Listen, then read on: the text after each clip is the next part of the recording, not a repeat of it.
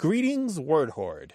We're here with an exciting option for you, a version of our podcast without any ads. That's right. No advertising interruptions, just the content you love, ready to go in your favorite podcast apps like Spotify and Apple Podcasts. It's another way to support the show, ensuring that we keep bringing you the word stories and language explorations that you love. Try it at waywardradio.org/ad-free. And it's affordable. For just a small subscription fee, you can enjoy Away with Words uninterrupted, except by us. Plus, it makes a great gift. Know somebody who loves language as much as you do? Give them the gift of words. Easy to sign up, easy to enjoy. It's the same Away with Words, just streamlined for your listening pleasure. Go to waywardradio.org/ad-free. Support us, support the show, and enjoy an ad-free listening experience. waywardradio.org/ad-free. Thank you. You're listening to Away with Words, the show about language and how we use it. I'm Grant Barrett. And I'm Martha Barnett. I wanted to share an email we got from Carrie Van Ornum, who lives in Waupaca, Wisconsin. She writes, "We were all in the car listening to your show on the way to the state fair, and Aiden, my 11-year-old, brought up a memory from when he was probably about 5 years old. He was describing to me some acrobatic act, asking me if I can do one. His words were confusing me. 'Mom, can you do a winter pepper?' I was stumped. After much explaining and him showing me a regular somersault and then saying, 'but backwards,' it finally dawned on me. A backward somersault is a winter pepper." Because the opposite of summer is winter, and the opposite of salt is pepper. That's nice. Isn't that nice? And did he honestly believe that that was the word for it, or did he just coin it on the spot? That's really clever. I don't know. He might have found it in a joke book. I don't know. Am I obligated to say that the summer and the salt aren't the same summer and the same salt? Okay, just feel free. Feel free. Well, bravo to Aiden. That's super clever. Yeah. We know the kids in your house come up with funny stuff all the time. We want to hear it. 877-929-9673. Or tell us an email, words@waywardradio.org. Hi, you have a way with words. Hi, this is Allie in Milwaukee, and I have a question for you guys. All right, shoot. Okay, so I was out to lunch with my family a few weeks ago, and I noticed a flyer on the table highlighting a campaign, something like The Last Straw. And I then realized our drinks had been served without straws, on purpose, and this was part of a environmentally friendly campaign to limit plastic straw usage. And so I thought it was so clever that they were using this phrase, the last straw. Literally they're trying to end using plastic straws, so they're actually looking for that last straw. But, also it kind of says something to me about the ethos of, we're fed up with the amount of pollution going into the Great Lakes and the ocean, and, this is the last straw. And so I just thought it was so clever, not only using this old phrase for something new, but having that double meaning, and kind of wanted to know what you guys thought about that. Or maybe even a triple meaning, right? The usage we all know, and then the idea that they have served their last straw. They're no longer providing one in that restaurant, and they're hoping to see the last straw on the earth, or the last straw that goes into the rivers or lakes.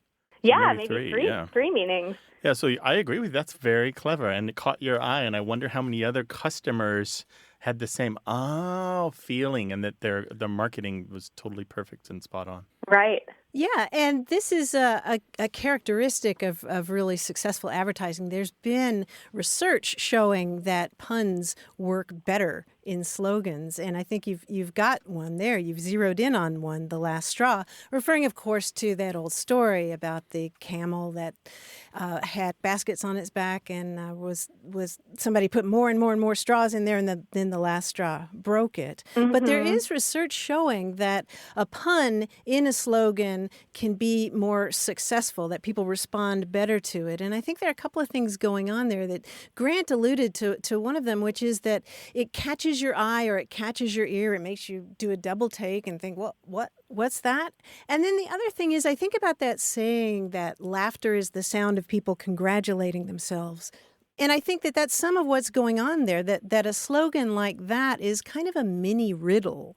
It's a little bitty riddle. And when you figure it out, then you get this little dopamine rush and you feel a little bit more invested in it. I think that's so true. And I've thought about this phrase since then and even thought about how, it's such a good metaphor for pollution. Every little straw in and of itself doesn't do a whole lot, but together it really wreaks a havoc on the environment. Mm-hmm. When I was in newspapers, working for online newspapers, we did a headline analysis of our most successful stories, and it wasn't puns necessarily. It was things that could have multiple meanings without the humorous intent of the pun. So it's kind of what Martha was saying about the research. So when you put something where people have to pause for just a second to decide whether or not that's a noun or a verb, or where they had to say, is that a person's name or is that referring to...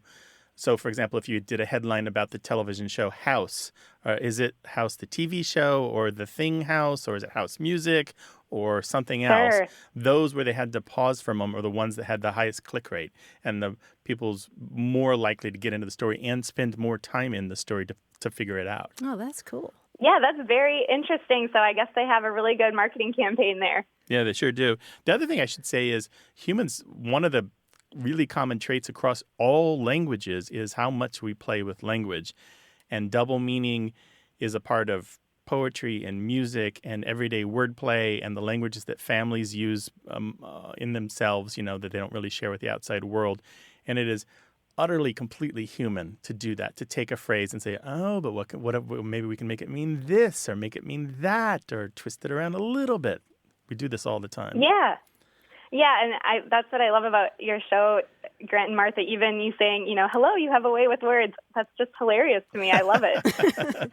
Yeah, we don't want to get rid of words when we say that. Right. Well, cool, Allie. Thanks so much for your call. We really appreciate it. Okay, yeah, no, I appreciate you guys, and we listen to you on every road trip. We just think you're the best, so thanks so much for thank you so much. what you're doing. Thanks, Allie. Yep. Bye. Take care. All righty. Bye-bye. Take care. Call us with your language question, 877-929-9673.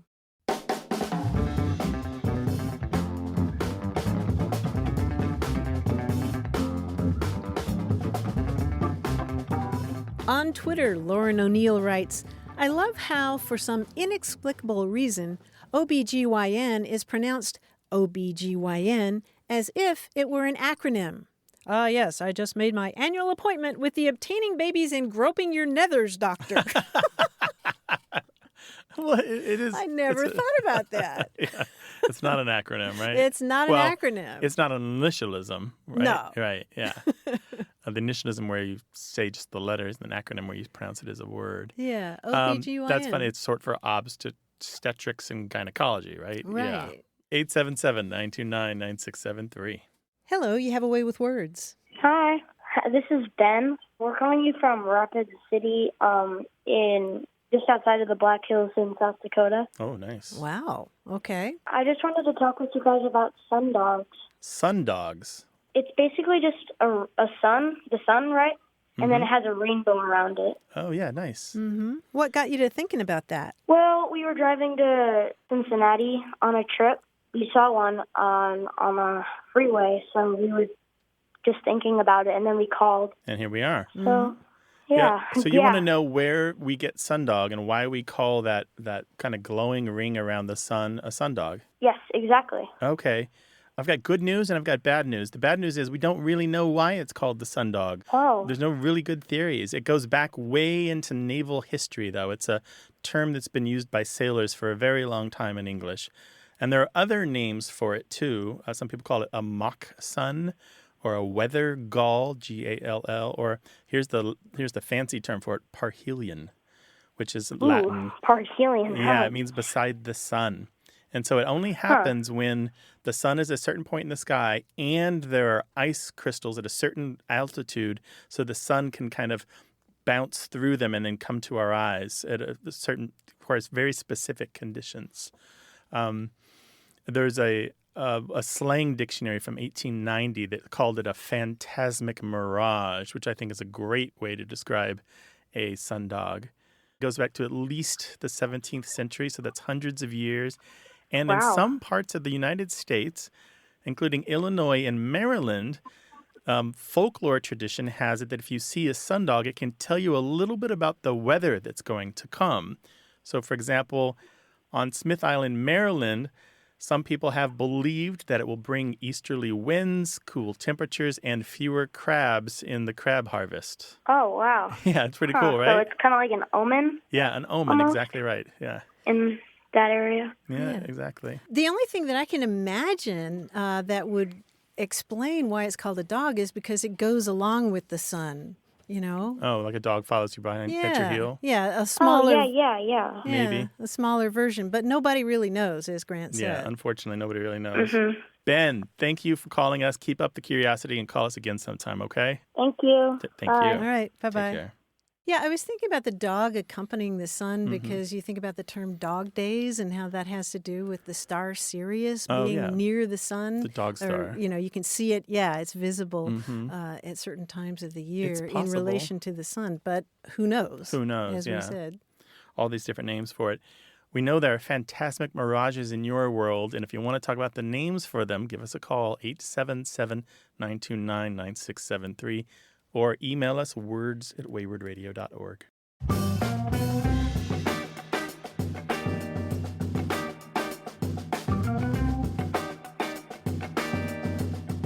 We heard from Susan Gallant in Burbank, California, who wrote to us to describe a game that she and a friend used to play back in high school and college whenever they had a little downtime, say they were standing in a line at a movie theater.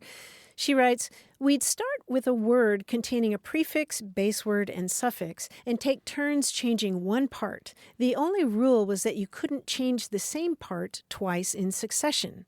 If she had changed the suffix, then I could change the base or prefix. One could enlarge a part by combining more than one suffix, and it was also acceptable to add an extra vowel to make the word pronounceable.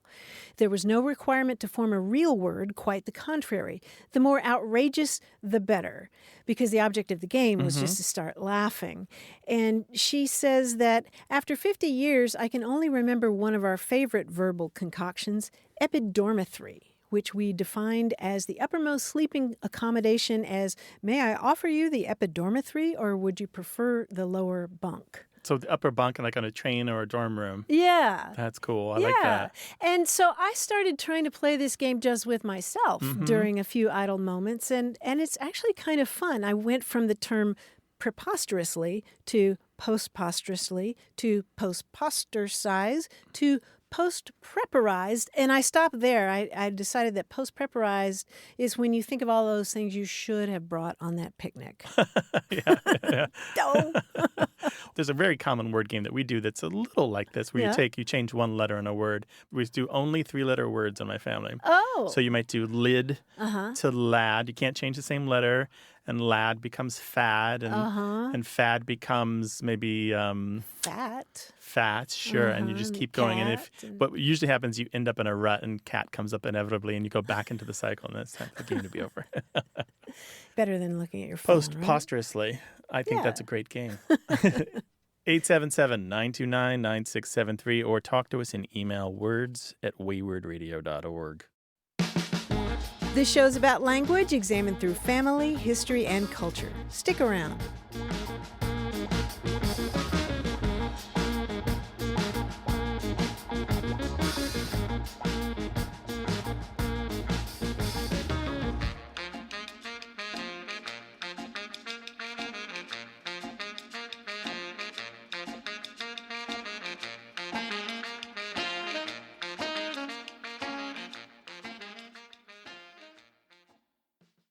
Hey, we've got something special for those of you who love our show but could do without the ads. That's right. Imagine a way with words, the same engaging conversations, the same deep dives into language without advertising interruptions. We're talking about our ad-free podcast feed. It's sleek, clean, and it's just for our supporters. It's at waywardradio.org/ad-free. It's inexpensive, easy to sign up for, and works with all major podcast apps like Apple Podcasts and Spotify.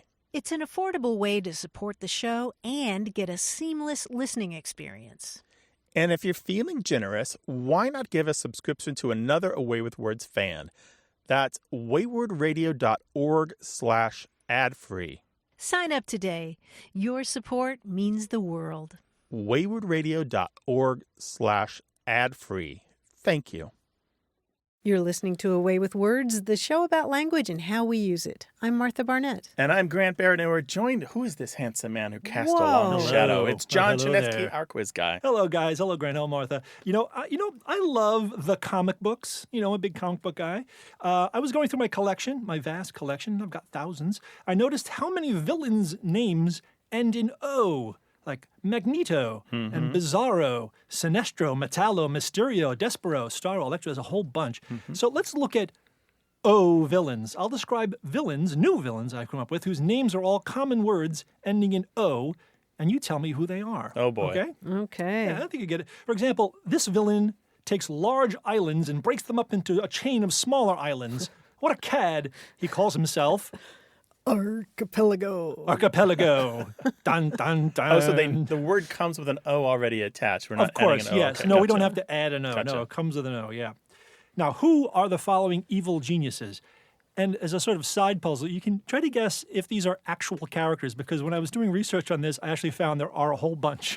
So here we go. This villain commits crimes with impunity because he can inflict intense feelings of dizziness upon law enforcement and superheroes. Vertigo, you will obey Vertigo. me. Yes. Actually, Vertigo is a superhero. Is it Not a really? supervillain, yeah. This villain can summon up a hot, dry wind to carry herself where she needs to be or sweep away any superheroes. Ooh, derecho. Oh, not derecho. I don't know Ooh, that that's one. good. But I was thinking of a little Middle Eastern action. Sirocco? Sirocco, yes, Okay. Sirocco. But who is derecho's good too. Actually, a super. Well, they'll team up. Yes. Be a supervillain team. There we go. This villain carries a magic guitar with which he plays highly rhythmic music from his home of Trinidad and causes opponents to dance uncontrollably. Bongo? Not bongo, no. Calypso. Calypso, who's actually a supervillain, but not a musical supervillain. Oh, So okay. I And prefer his my version. sidekick, Bongo. Bongo, sure, why not? Clearly. Let's throw in sidekicks. Okay. This villain is a highly skilled soldier who specializes in sea or air attacks. His secret? He gets his powers from not wearing any underwear. Commando. Commando, who is neither a superhero nor a villain. There's some. And he villains wears are- a kilt. It's terrible. He wears a That's kilt. how to you really- get superpowers. Yeah, exactly. This villain is a real pain in the butt. Almost. He incapacitates his opponents by causing them great discomfort in their lower back. Lumbago. Lumbago. Neither a superhero nor a villain, but again, very possible. Why not? This villain is an agile dancer and defeats opponents by distracting them with his clapping and then stomping them with his hard-heeled shoes. Flamenco. Flamenco. Not a real superhero, though there is an anime series called Samurai Flamenco, dig this, about a male model with no powers who tries to convince himself he's a superhero. Just sharing. Just sharing. Okay. I gather that you yeah. have the kind of browser history that when you pass away, you'll want it, the Yeah, first people thing you give want you, is to have it cleared, right? Clear everything, please. And not for prurient reasons either, just because it's just weird. All right, you guys, let's go out and fight crime together. Let's try to find these villains and track them down. You guys Because have we been are great. on the radio. Radio!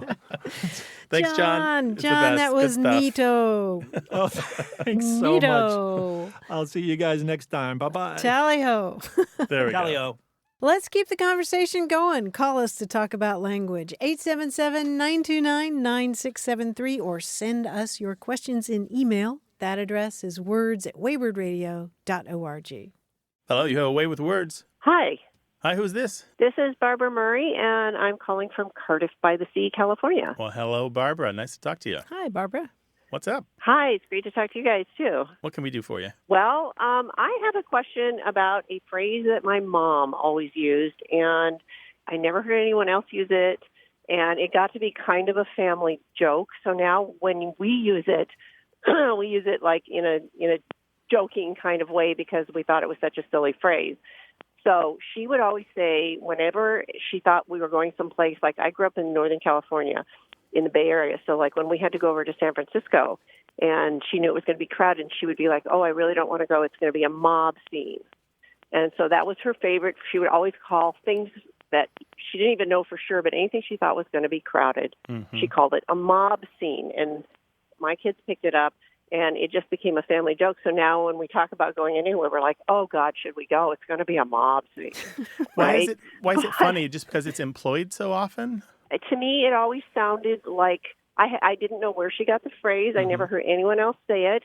And it sounds vaguely sinister, but the way she said it, it didn't really sound scary. But I always pictured like the scene in the old Frankenstein movie where the crowd is storming the castle with flaming torches. That's what I pictured when she said mob scene.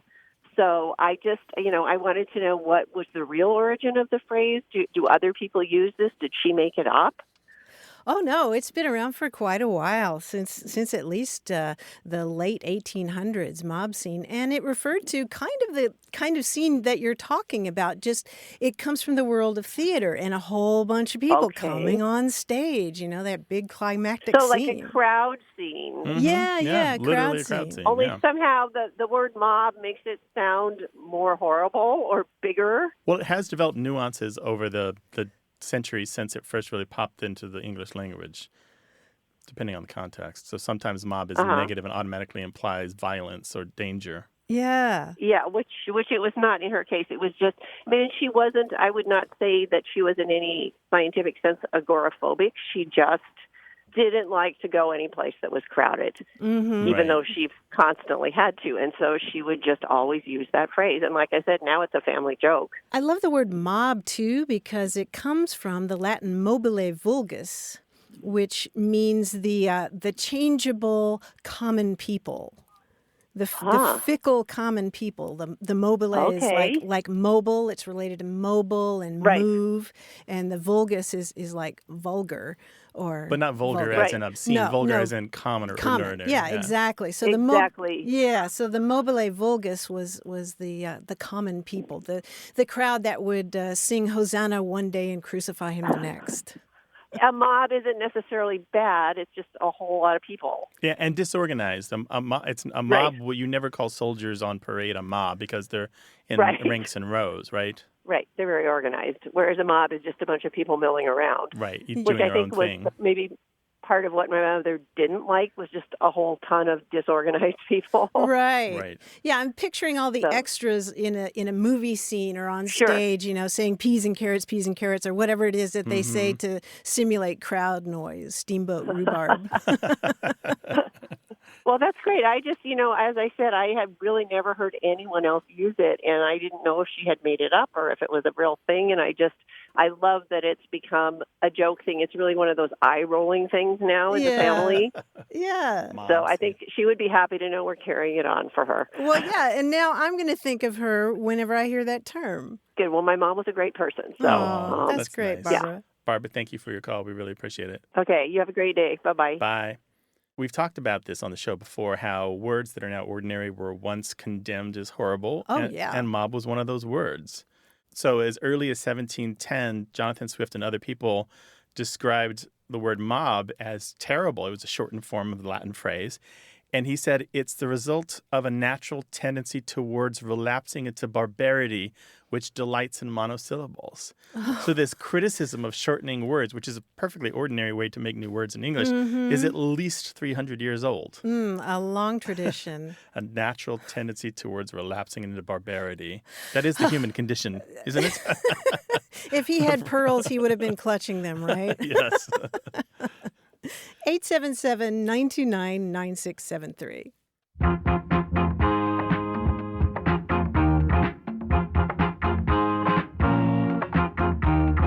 If you're giving up on something, then you throw in the towel, right? And that's an expression that comes from boxing. I think there's throwing a sponge, too. Yeah. That's what I was going to say. I just came across that. Chuck up the sponge or chuck in the sponge is an earlier term that also comes from boxing that means the same thing. I'm going to chuck up the sponge. So you're no longer going to wipe up the blood on the mat or wipe up the sweat off the brow of the boxer? You're no longer going to participate in the pugilistic endeavor. You're done. Chuck up the sponge. You're done-ski. Go do something good in the... I don't know. 877-929-9673. Hello, you have a way with words. Hi, this is Andrew Bartlett from Omaha, Nebraska. Hi, Andrew. Welcome to the show. What can we do for you? I was curious about a word, George, that my grandfather uses to describe something that's exceptionally good, or something where like everything about it was good or really great. George, like isn't the name George? Yeah, it's spelled the same. It can be used like double George. Sometimes they'll say double George. So if something's, incredibly just over the top and everyone should try it or everyone should taste it, he'll say it's double George. He usually uses it to describe restaurants or food that he's eating. Okay, and he's still around, grandfather? Oh, yeah, he is. He's still around, still as colorful as ever. Colorful as ever. How old is he? He is about 75 now, Okay. I believe. I was asking because this particular slang word goes back to the early 1900s, but it really fell out of fashion after the 1950s. So I'm really surprised to hear it in his vocabulary, or have you telling us about it, because it's just really not been that common at all. But there was a time in the early 1900s where it pops up in, say, glossaries of hobo language as a thing you might say. And it was synonymous with something could be Jake. You maybe even heard that one more often than George. If a situation is Jake, it's also George, which means good or pleasant or acceptable. It usually is not quite excellent. It just means it passes muster to a certain degree and isn't a complete failure.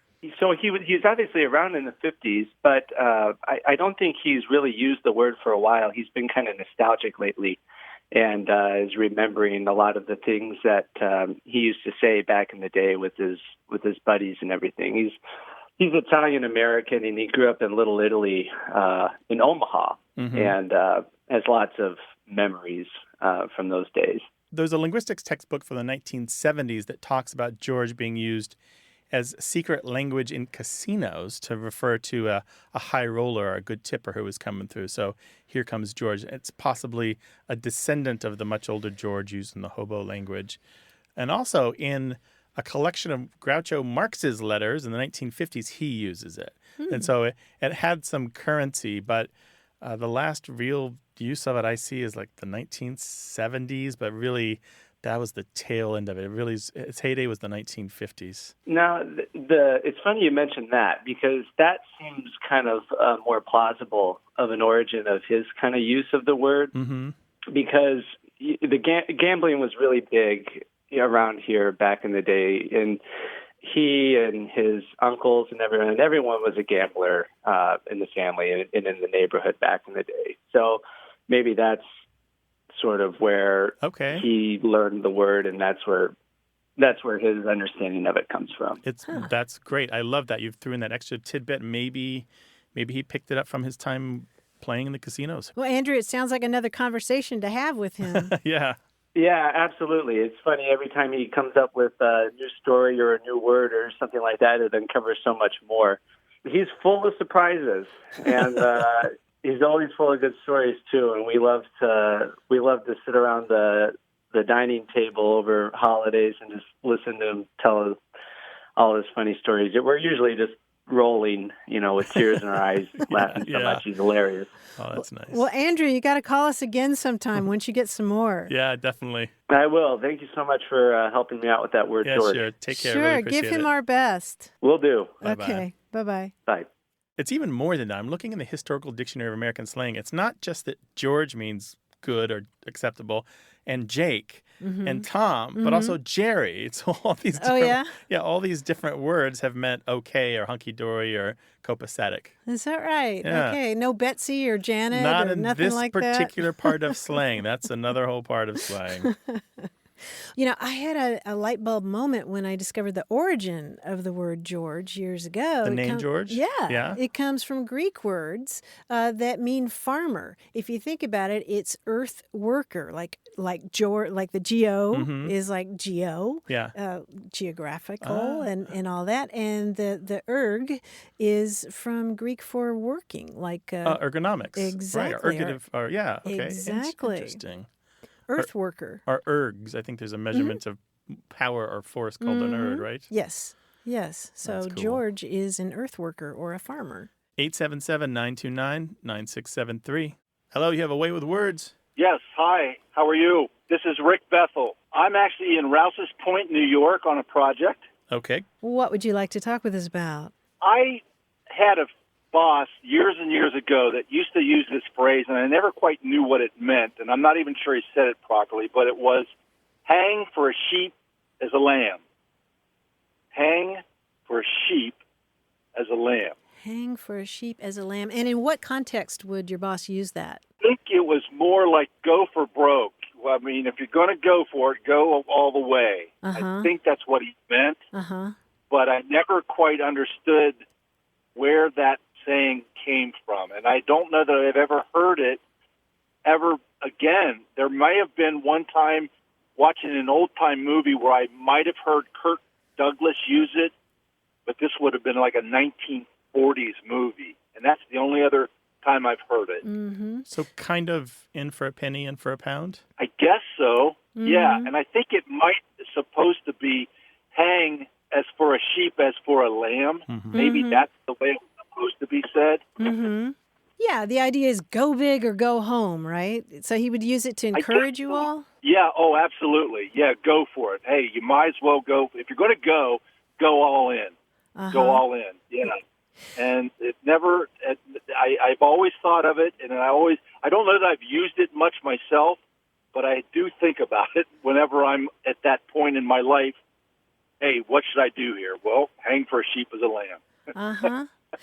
Yeah, that's an interesting variation on a very, very, very old expression. Often you see it as might as well be hanged for a sheep as for a lamb or something like that. And it actually goes back to the tradition in England of capital punishment for some kinds of crimes. If somebody stole a sheep, there was a point where people would be hanged for that if they were caught for that crime.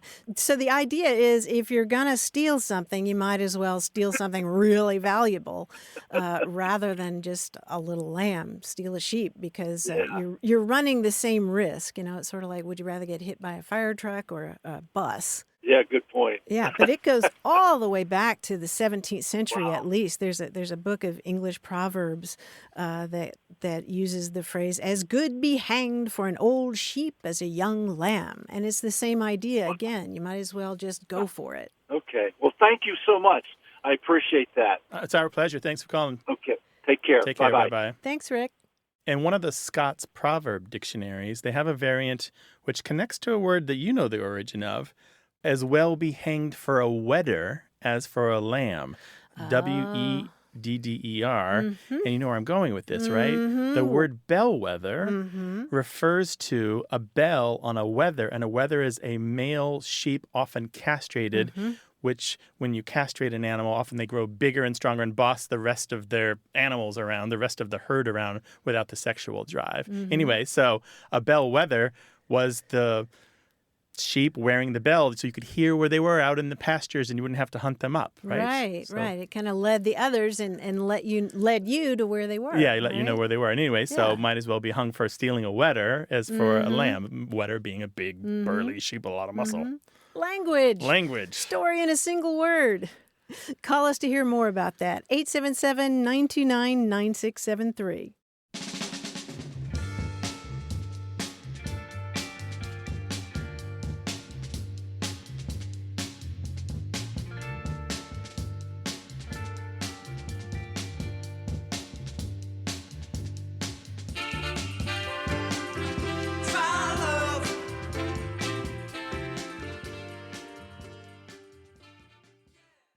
Got a minute?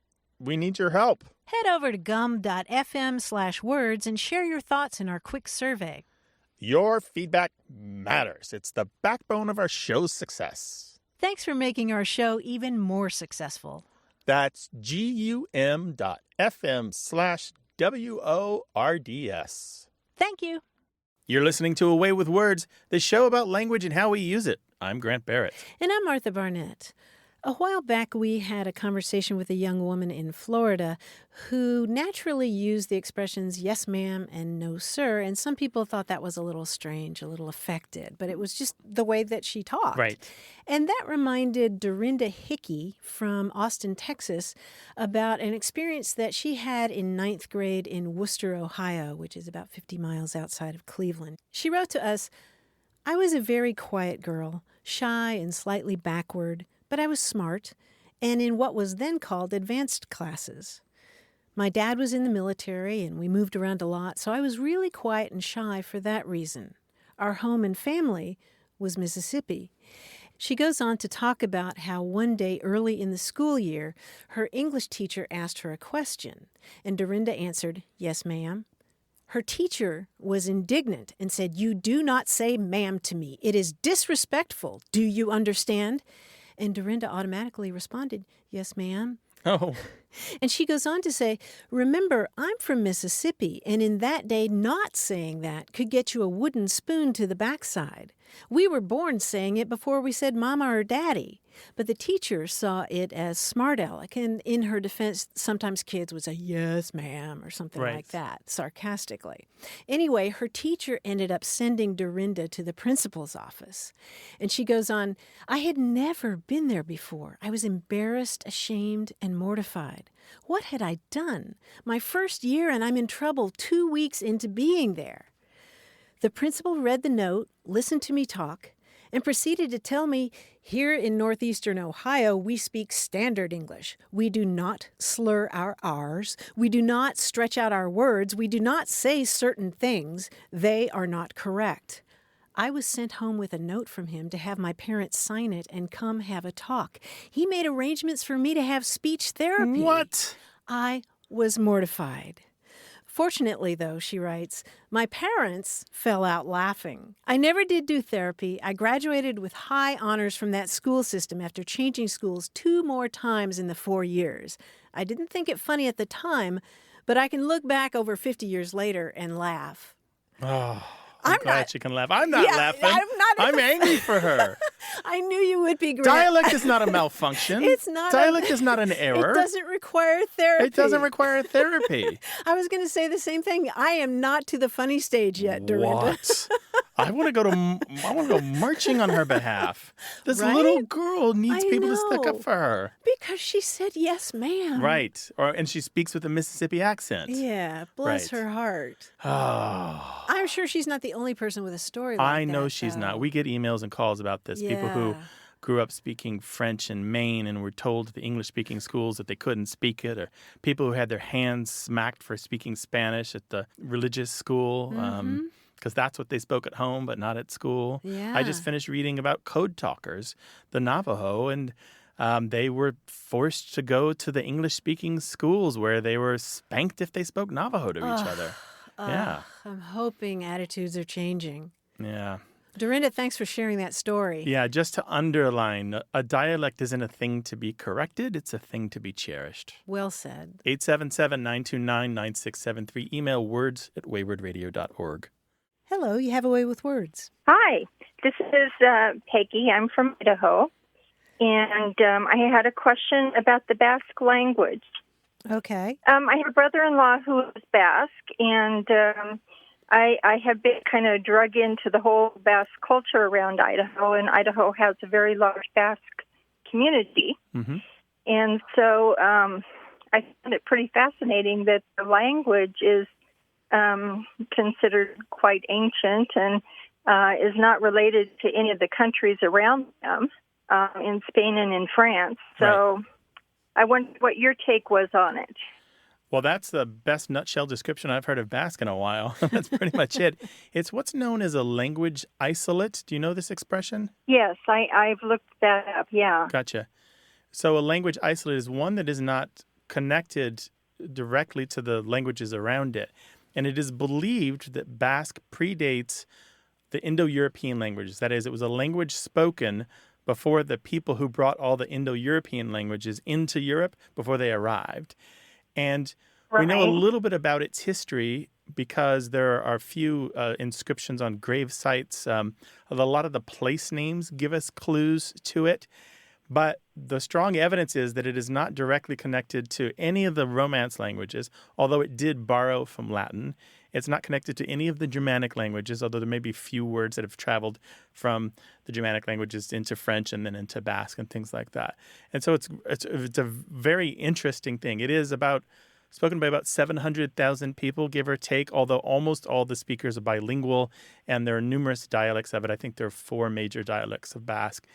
And it's just a very interesting curiosity, this remnant of another time, and not much is known about it and where it comes from, although it's heavily studied because it's so interesting and so unconnected to the languages around it. Is it connected to the Celts at all? Because I heard that the people were somehow connected with the Celts, maybe the Welsh and Irish. There are some people who have tried to propose that theory, but it doesn't withstand scrutiny. Some people have looked at genetic similarities between certain bodies of people and think that they found something there. But again, generally it falls apart. There are superficial similarities between all languages in the world. And what you need is a consistent similarity across multiple features of the language. For example, we would expect the verbs, if one verb is similar between languages, we would expect many of the verbs to be similar between the languages. If there's one word for, say, a relationship term like father or mother, we would expect many other relationship terms to be the same, and it's just not the case. So I believe the evidence is clear. There is no connection to Welsh. There is no connection to the Celtic languages. It's not related to Cornish, or it's not related to other languages spoken in France that aren't French, and so forth. Wow. Yeah, it is a very interesting language, and the Basque people themselves, I think, are very interesting with their origins. And wasn't there a time, too, when whoever was ruling in Spain had barred the people from speaking Basque?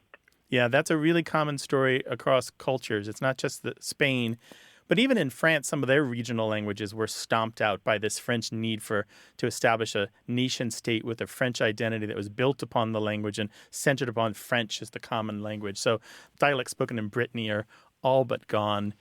It's unfortunate, but it happened in the United States as well, in Canada and Australia and China. It just happens pretty much anywhere where a nation sees its identity as being firmly attached to one language. They almost always put in a program of stomping out the other languages. I hear Basque food is really good, too. Have your relatives treated you to any? Oh, yes, they have. My sister has become quite the Basque cook. So. Oh, really? Boise has what they call a Basque block, and they have a cultural center, too. But there are many Basque bars and restaurants in the Boise area that are preserving the heritage foods as well. So, yeah, it's pretty interesting. Yeah, well, Peggy, thank you for telling us about all that. We appreciate your calling. Well, yeah, thank you for having me on the air. Our pleasure. Take care. Bye-bye. Bye-bye. Bye-bye. 877-929-9673.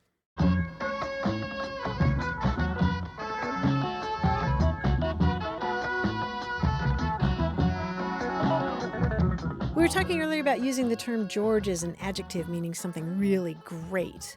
And I wanted to mention that I had a light bulb experience back when I was first learning Greek and realized that the name George comes from Greek words that literally mean farmer or earth worker. You think about geo in George being related to geo in English, geopolitical or whatever. And the erg in Greek meaning work, as in ergonomics, is the latter part of that name. So it's an earth worker, a farmer. That's super interesting. And erg is a measure of some kind of power or force as well, yeah, right? of work. Yeah. Of work. Very cool.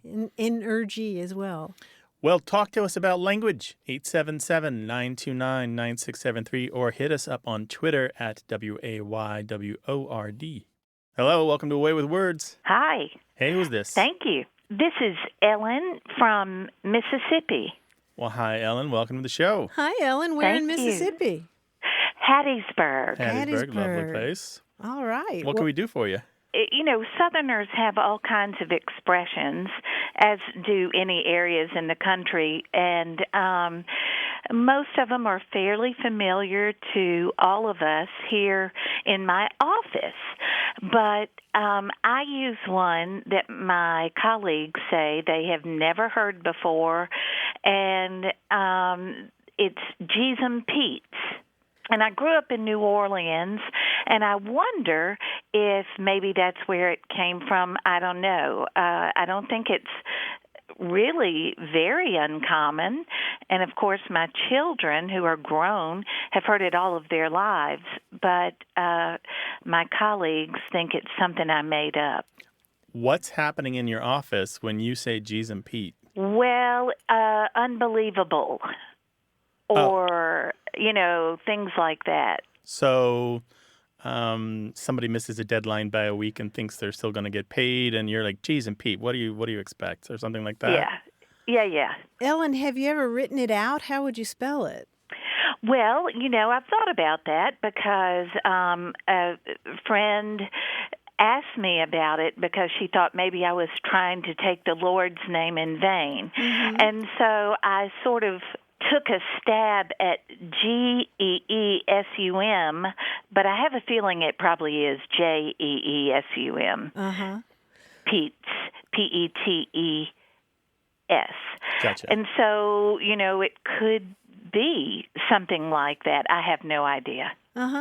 Yeah, you're on the right track there. I mean, it doesn't get written down a whole lot because it is an exclamation. And so there are lots of different versions when you do see it in writing, like Geez and Jeez. And it is what we call a minced oath or a euphemism. It's a way of not taking the Lord's name in vain by saying something a little milder. And there are lots of different versions of it. I mean, you're definitely not the only person who uses it. I mean, there's geezum Pete. I haven't heard geezum Pete's. You have an S on the end of it? Yeah, there's an S. There's also Geez O Pete and Geez Louise. Some people say Geez Louise. And all the people in Vermont are shouting their version now. Geezum Crow is what they say in Vermont and parts of New York. Well, what do your colleagues say when they're surprised at something or exclaiming? Well, they've begun saying Geezum Pete's. Oh, good. Well, do they say golly or gosh? They do. Or Jiminy? They absolutely do. Or Jiminy. They don't say Jiminy. They say gee whiz. They say Jeepers or Jeepers Creepers? Not really. I mean, I can see it happening, but no.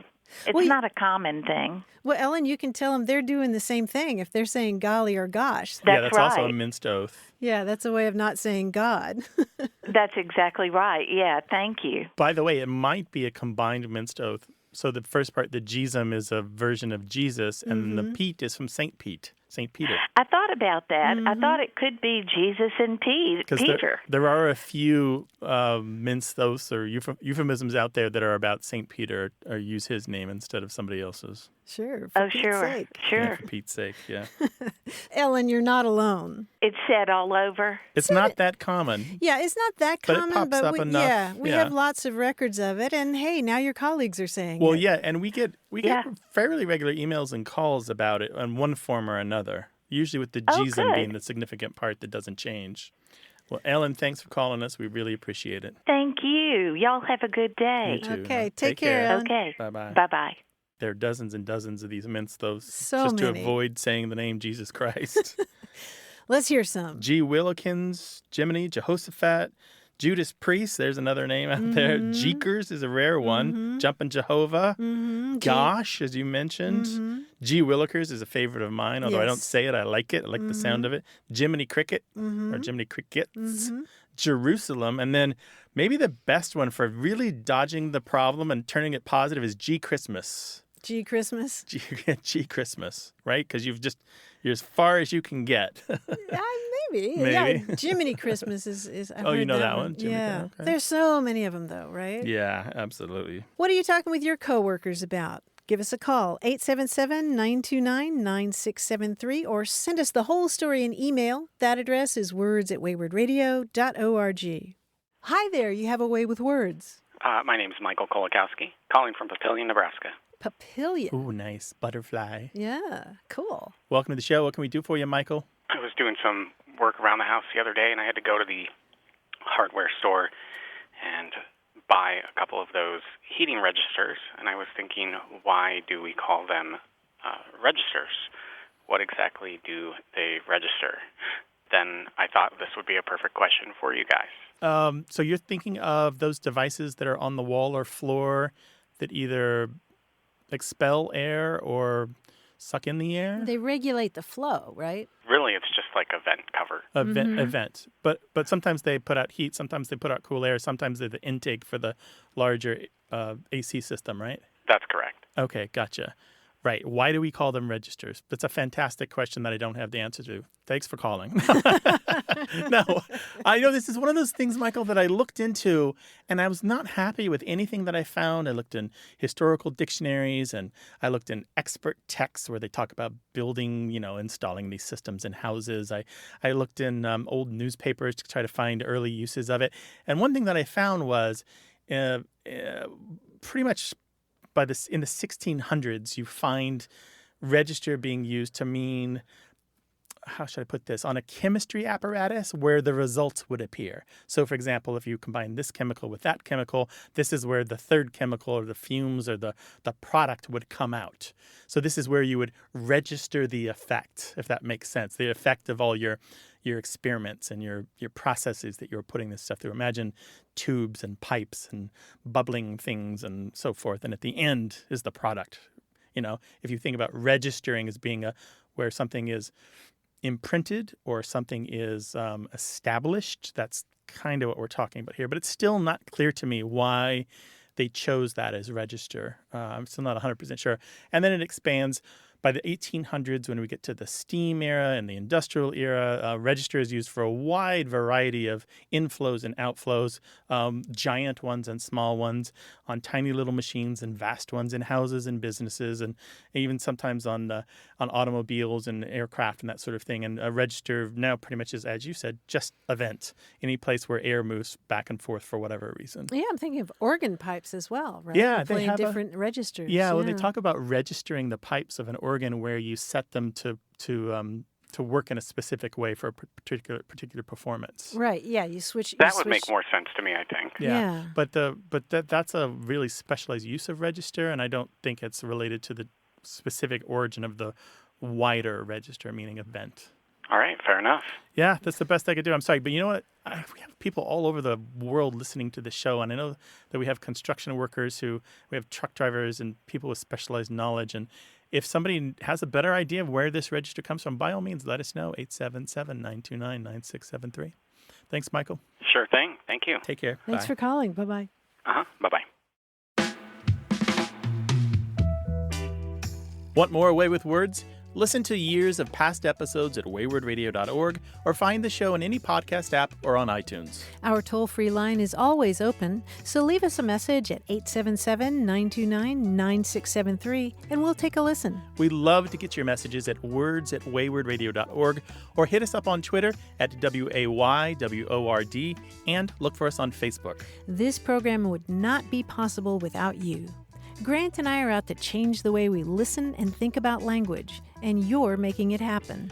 Thanks also to senior producer Stephanie Levine, director and editor Tim Felton, director Colin Tedeschi, and production assistant Emma Kelman in San Diego. In New York, we thank quiz guy John Chinesky and that master of keeping it real, Paul Ruist at Argo Studios. Away with Words is an independent production of Wayward Inc. From the Recording Arts Center at Studio West in San Diego, I'm Martha Barnett. And I'm Grant Barrett. So long. Bye-bye.